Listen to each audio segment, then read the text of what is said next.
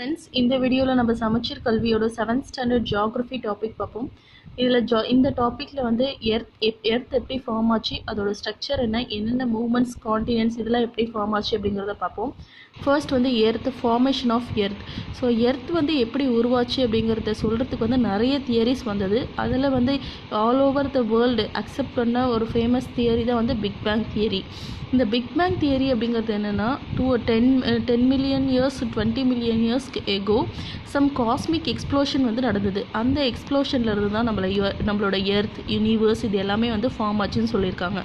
இந்த யூனிவர்ஸ் வந்து எக்ஸ்பேண்ட் ஆகுது அப்படிங்கிறது சொன்னது யார் அப்படின்னா எட்வின் ஹபிள்.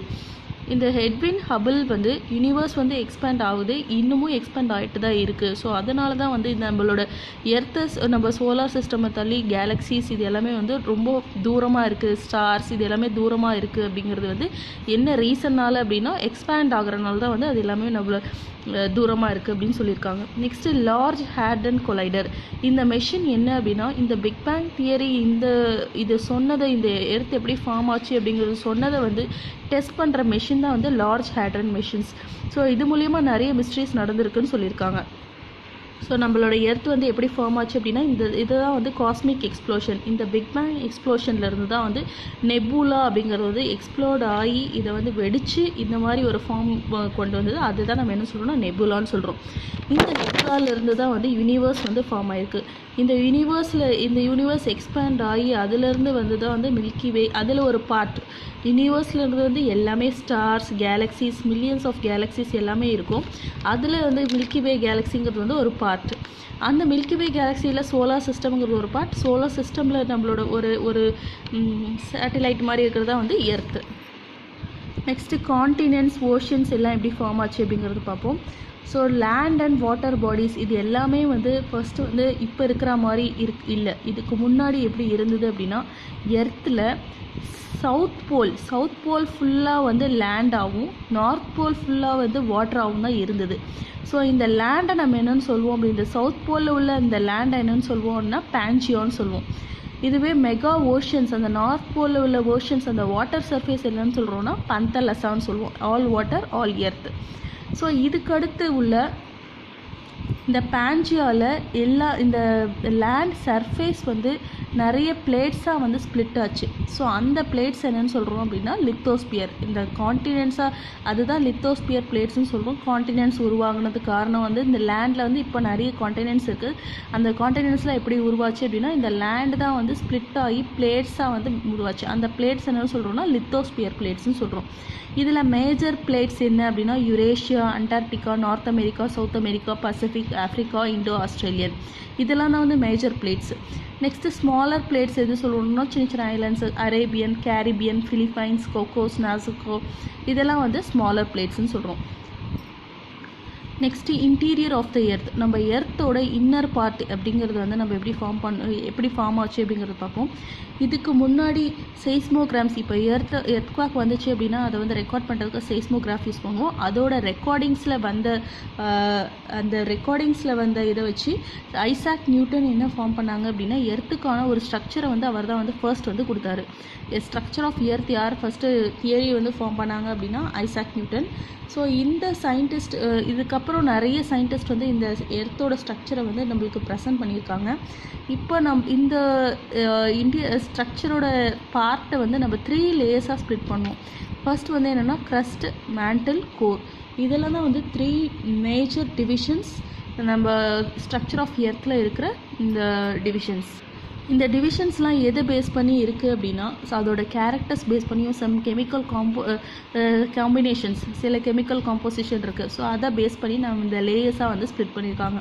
ஃபர்ஸ்ட் என்ன அப்படின்னா க்ரஸ்ட்டுங்கிறது இதான் இன்டீரியர் ஆஃப் த எர்த். இது வந்து க்ரஸ்ட் அப்படின்னா அவுட்டர் மோஸ்ட் லேயர். மேண்டல் அப்படிங்கிறது வந்து க்ரஸ்ட்டுக்கும் இன்னர் கோருக்கும் நடுவில் இருக்கிறது மேண்டல். க்ரஸ்ட்லேயுமே 2 பார்ட்ஸ் இருக்குது, தின்னர் லேயர், திக்கர் லேயர் இருக்குது. மேண்டல்லையும் இருக்குது. இதே கோரில் வந்து outer core, inner core. So crust, mantle, core. இந்த க்ரஸ்ட் என்னன்னு சொல்லுவோன்னா லித்தோஸ்பியர்னு சொல்லுவோம். இந்த காண்டினென்டல் க்ரஸ்ட். ஸோ லித்தோஸ்பியர்னு சொல்கிறது வந்து க்ரஸ்ட்டு. இதில் காண்டினென்டல் க்ரஸ்ட் அப்படிங்கிறது என்னன்னா அதில் என்ன இருக்கும், காண்டினென்ட் பார்ட்ஸ். ஸோ சவுத் போலில் நான் என்ன சொன்னேன், காண்டினென்ட் சொன்னேன். நார்த் போலில் வந்து வாட்டர்னு சொன்னேன். ஸோ இந்த காண்டினென்ட்டில் வந்து என்ன அதிகமாக ரிச்சு, எந்த மினரல்ஸ் வந்து அதிகமாக இருக்கும் அப்படின்னா SiAlன்னு சொல்லுவோம். ஸோ சிலிக்கான், அலுமினியம் அதிகமாக இருக்கும்.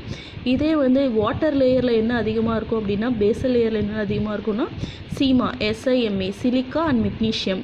ஸோ இந்த காண்டினென்ட்ஸில் இருக்கிற இந்த மினரல்ஸு இதில் வந்து இந்த க்ரஸ்ட் வந்து ரொம்ப திக்காக இருக்கும்.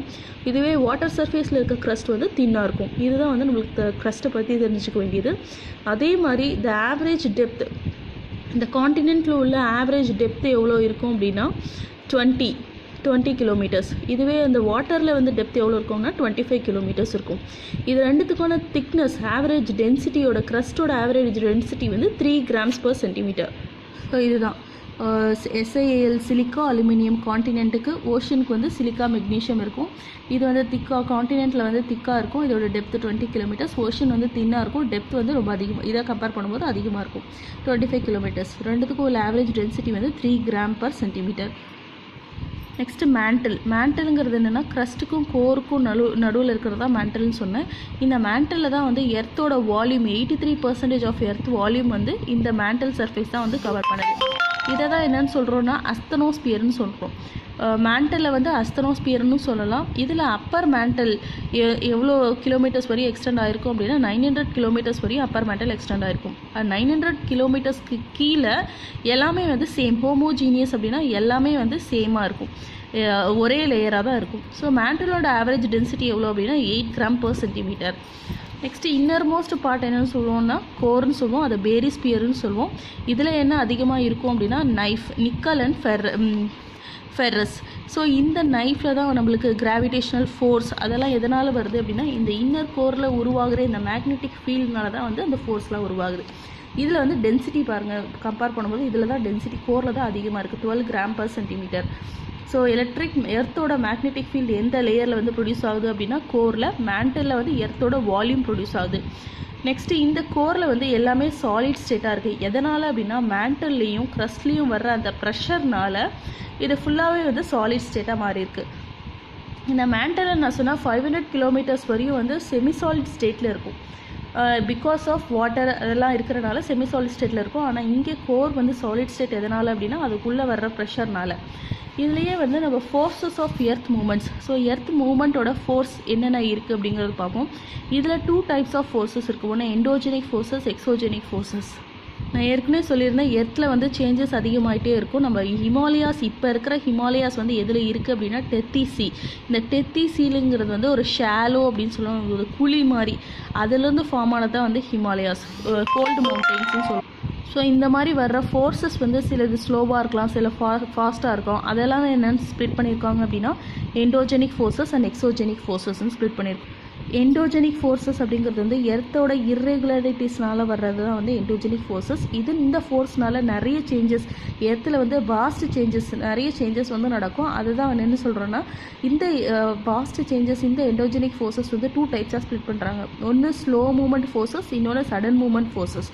ஸ்லோ மூமெண்ட் ஃபோர்ஸஸ்க்கு வந்து எக்ஸாம்பிள் என்ன, ஓரோஜெனிக், எபிரோஜெனிக்.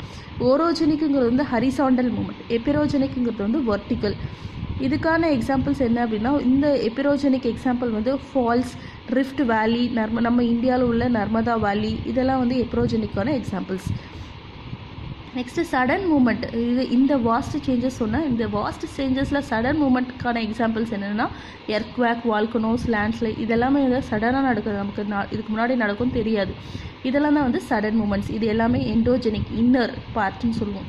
இதெல்லாம் நான் வந்து எண்டோஜெனிக். நெக்ஸ்ட்டு எக்ஸோஜெனிக், அவுட்டர் பார்ட்டுக்கான எக்ஸாம்பிள் வந்து ரிவர். இது எல்லாமே வந்து கிராஜுவலாக நடக்கும். River, wind, glaciers, sea waves, இதெல்லாம் வந்து எக்ஸோஜெனிக்கான எக்ஸாம்பிள்ஸ்.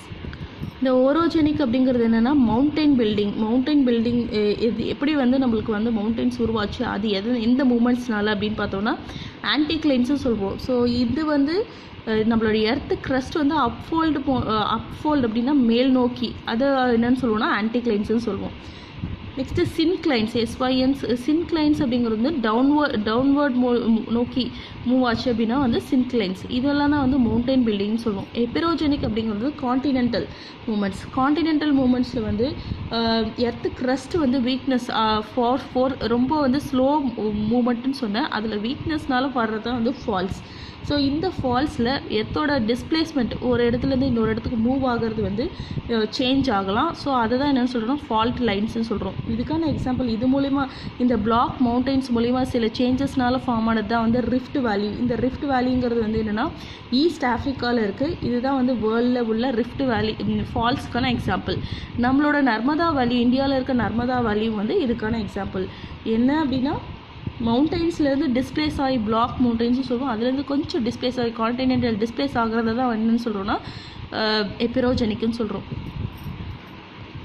நெக்ஸ்ட்டு சடன் மூமெண்ட்ஸில் ஃபார்ம் ஆகிற ஃபோர்ஸ்க்கான எக்ஸாம்பிள் வந்து ஃபஸ்ட்டு எர்த்குவேக் எப்படி ஃபார்ம் ஆச்சு அப்படின்னா திடீர்னு எர்த்து க்ரஸ்ட்டில் ஃபார்ம் ஆகிற சில வைப்ரேஷன்ஸ் தான் வந்து எர்த்குவேக்குன்னு சொல்கிறோம். ஸோ அதுதான் வந்து இந்த எர்த்குவேக்ஸில் வந்து 2 டைப்ஸ் ஆஃப் எர்த்குவேக்ஸ் இருக்கும். ஒன்று வால்கனிக், இன்னும் டெக்டானிக்.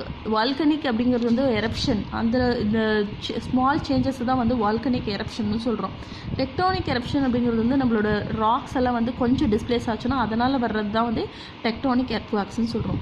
ஃபோக்கஸ், இதில் இம்பார்ட்டன்ட் தெரிஞ்சுக்க வேண்டியது என்ன அப்படின்னா ஃபோக்கஸ் அப்படிங்கிறது வந்து எந்த இடத்துல எர்த்குவேக் வந்து உருவாகுது, பாயிண்ட் ஆஃப் ஆரிஜின், அதான் வந்து ஃபோக்கஸ்.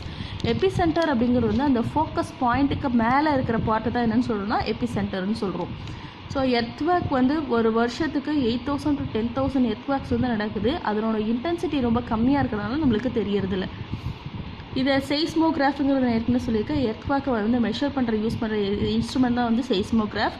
ரிச்சர் ஸ்கேல் அப்படிங்கிறது வந்து அது இன்டென்சிட்டி எவ்வளோ இருக்குது அப்படிங்கிறது ஃபைண்ட் பண்ணுறது தான். இன்டென்சிட்டி ரேஞ்ச் வந்து 0லேருந்து 9 வரையும் இருக்கும். Next types of waves. இதில் வந்து என்னென்ன வேவ்ஸ் வந்து நம்ம எர்த்குவேக் வேவ்ஸ் வந்து ஃபார்ம் ஆகுது அப்படின்னா ஒன்று வந்து பாடி வேவ்ஸ், இன்னும் வந்து சர்ஃபேஸ் வேவ்ஸ். பாடி வேவ்ஸுங்கிறது என்ன அப்படின்னா ஃபோக்கஸ்ன்னு சொன்னால் அந்த பாயிண்ட் ஆஃப் ஆரிஜின், அந்த ஃபோக்கஸ்லேருந்து எனர்ஜி ரிலீஸ் ஆகி எல்லா டைரக்ஷனுக்கும் மூவ் ஆகிறது தான் வந்து பாடி வேவ்ஸ். இந்த பாடி வேவ்ஸ்லேருந்து 3 டைப்ஸ் ஆஃப் வேவ்ஸ் இருக்குது. ஒன்று பி வேவ்ஸுங்கிறது வந்து ப்ரைமரி வேவ்ஸ், அது வந்து ஃபாஸ்ட்டாக வந்து மூவ் ஆகும்.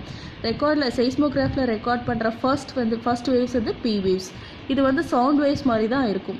இது வந்து gaseous states, liquid states, solid materials எல்லாத்துலேயுமே வந்து இந்த வேவ்ஸ் வந்து பாஸ் ஆகும்.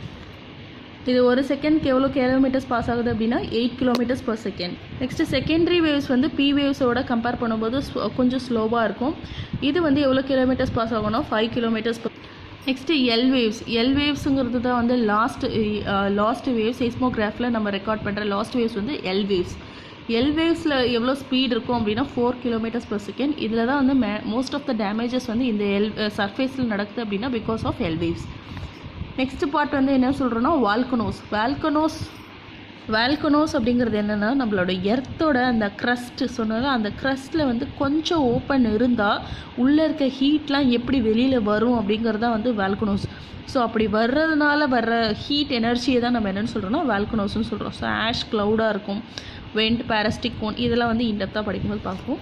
இதுதான் மேக்மாலேருந்து ரிசர்வாயர்லேருந்து இதிலேருந்து வர்ற அந்த க்ரஸ்ட் லைட்டாக ஓப்பன் ஆச்சுன்னா எவ்வளோ ஹீட் வந்து வெளியே வருது, அதுதான் வந்து வால்கனோஸ். இந்த வால்கனோஸில் நம்மளுக்கு 3 டைப்ஸ் இருக்கும். ஒன்று active volcanoes, torment volcanoes, extinct volcanoes.